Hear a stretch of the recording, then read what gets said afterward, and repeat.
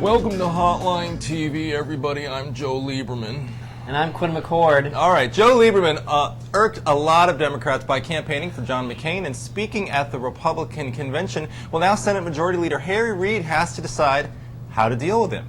Quinn McCord, what message is Reid sending to the Democratic caucus? They met yesterday. Lieberman has said he's going to spend a couple days looking at his options, and I'm sure Reid is as well. John, I don't see how this could possibly end in a non-ugly fashion because both sides can't afford to lose face. I mean, with everything Lieberman has done, how can they just sort of leave him in charge of his committee chairmanship, which has oversight of the administration? Right. On the other hand, if they strip him, Joe Lieberman can't do nothing. Right. And really the only option he has in his arsenal is to leave the caucus. But if he leaves the caucus, he's got to run for re-election in 2012. Obviously, that's 4 years away. It's a long time away. But Connecticut voted 60% for Barack Obama on Tuesday. It booted out of office the last remaining Republican in the New England delegation, Chris Shays. So we're looking at a state, him running for re-election in a state that's increasingly Democratic. He's going to have to do so essentially as a Republican, whether he's independent or not. And I think that has to be weighing pretty heavily on him. It's true, but he could be in trouble either way, in the sense that whether he's an independent who everyone knows is kind of a Republican or an actual Republican, But don't forget, Jody Rogue, the governor, won by a big margin.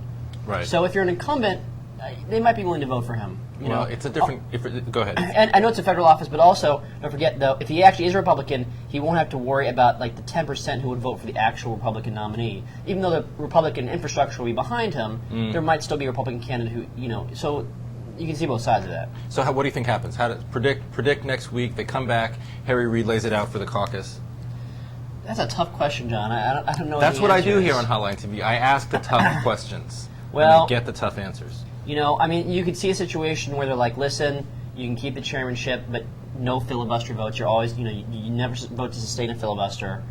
But then the problem with that scenario is, again, it'll look like Lieberman has given up one of his rights as a senator. So I just can't see either side agreeing to a compromise that would work. So, if you force me to guess, I guess I'd say he leaves the caucus, but I'm not confident of that. I think his biggest setback for Lieberman over the past 24 hours was Gordon Smith losing in Oregon. It sort of put the icing on the cake for Democrats. They now have the 57 seats. They were sort of happy with 56, but at 57, you start to get closer to 60. They start to have a little more flexibility in terms of losing him. You saw Politico reporting today that Mitch McConnell and the leadership on the Republican side already is reaching out to Lieberman, and probably, I think, over the next 3 or 4 days is probably going to intensify those efforts. I predict that he ends up leaving the caucus. I can't imagine, sort of given the scenario that you so beautifully and artfully laid out, I can't imagine how he can stay. Yeah, that's what I'm thinking, but who knows?